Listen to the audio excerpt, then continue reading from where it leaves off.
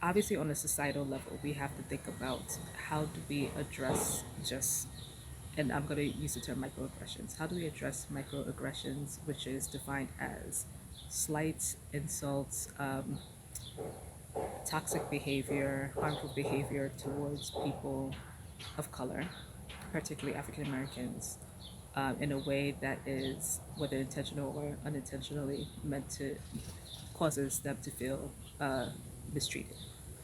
Obviously, the news of what's going on in terms of Black lives being lost at the hands of police officers is heavy on the top of our minds right now.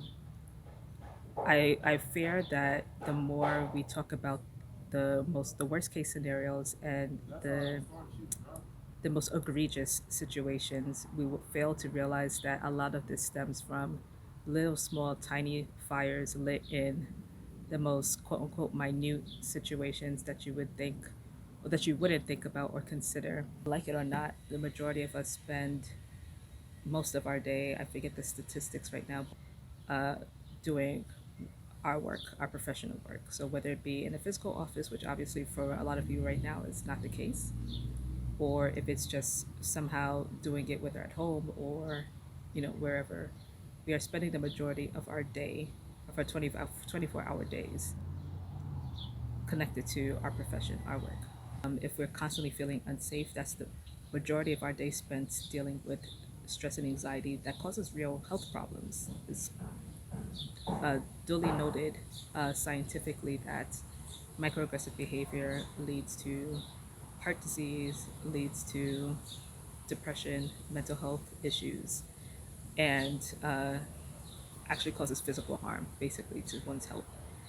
So it's almost like we need hazard pay, almost as Black people, for breathing and living, existing, and also working to make ends meet. I celebrated the fact that people are now moving to working from home culture, whether or not it be for the reasons that would benefit an employee or if it's just more for economical cost saving reasons. I applauded it. I applauded it because, on the one hand, that was my first initial solution that I proposed for myself in order to deal with the levels of anxiety that was brought on when I was working in the office space. I thought that I could shield myself essentially from the stress and anxiety that came from dealing with my colleagues face to face or my supervisors face to face. That is not the case. You cannot hide from microaggression. It does not live in a wall. It cannot be boxed in. It doesn't. Social distancing does not stop the spread of microaggressive behavior.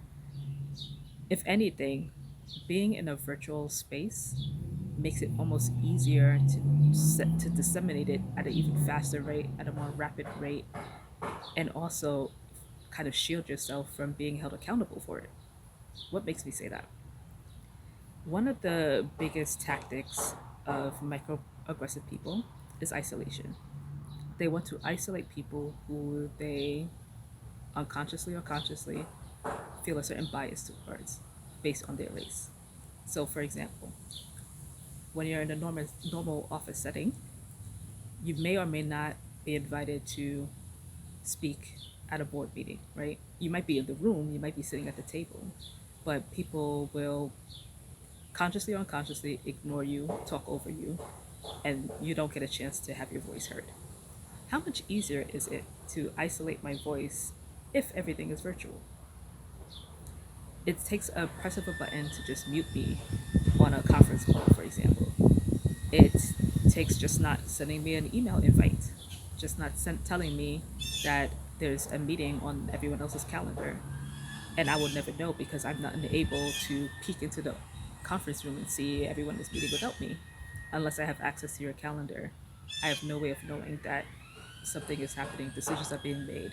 People are metaphorically sitting at the virtual conference table and my voice is not being included. Facebook and Twitter have been talking about possibly having employees work from home permanently, and Google has also been talking about maybe rotating teams or making certain teams work remotely while others continue to commit to coming into a physical office space to work. And again, it's been mostly around the conversation of this saves us a lot of money. Why didn't we think about this before? Why were we so nervous about letting our employees sit at home and do the same work that they would be doing in an office? Gallup recently released a poll that said, I want to say 60% of people who took the Gallup poll who are US citizens said that they would prefer continuing to work from home past the whole pandemic and past the whole uh, lockdown executive orders that have required them to work from home. If we just stop there, it sounds like amazing pie in the sky, dream come true, right? The problem that I had, and maybe this is just the way my brain works, I'm not sure if this is the way anyone else would think after reading that. But the problem that I have with that is immediately when looking at the Gallup poll, I noticed that there was no disaggregated data, but also there was no disaggregation according to race or gender. The reason why that stuck out to me is because, and maybe it's a virtue of just being a black woman. I think that's what it is. I think just as a black woman looking at these things, I always have to consider what does this mean for me specifically. And so my first red flag with reviewing the Gallup data was that there was no disaggregated data by race or by gender. My second my second thought, the way my thought process worked after that was thinking about my own personal experience as someone who has worked from home and is primarily working from home now, even pre-COVID, who has obviously worked in an office at some point in time, and has dealt with the long commutes, has dealt with office politics, etc. And thinking about how that personal experience helps me understand, or how does that personal experience make me contemplate or digest this information. Me personally, I'm someone who has dealt with anxiety, been formally diagnosed with it. Uh, it's triggered by a lot of different things, but for the most part, I am someone who is very averse to conflict. So if my triggers for my anxiety, which is officially diagnosed, is conflict, and I am someone who is averse typically to conflict because it triggers the symptoms of my anxiety, which is heart palpitations, heavy breathing, foggy mind, loss of control. That just makes it's just a recipe for disaster when I have to go into an office day by day and I don't feel safe. I don't feel like I am in an environment that is conducive to allow me to do my best work without being triggered. Now, that's just me personally, but I can only imagine, and this is a conversation that has been coming up again because of the recent situation with police brutality against Black people. I can only imagine that I am not the only one, especially the only Black person, especially the only Black woman dealing with anxiety. That could be triggered by a multitude of things, but will definitely be triggered by being in an office climate that is not conducive to me feeling comfortable.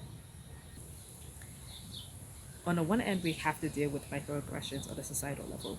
Microaggressions when we're not even in a place of work, we're just going shopping, let's say, and a security guard is following us around, suspecting that we are going to steal something versus the white woman who is also browsing the pile of clothes. Besides dealing with societal microaggressions, we also have to deal with the microaggressions that happen in the place where everyone, but of course Black and brown people as well, spend the majority of their day. That is the biggest danger to this whole rush to work from home. If we do not, as I'll say first and foremost, as Black people, brown people, African Americans, do not think about consciously how that could potentially affect the work that we've already been trying to do to get our voices heard when we're in the physical setting, when we can actually see face to face the barriers that are being put in place to keep us out of the conversation.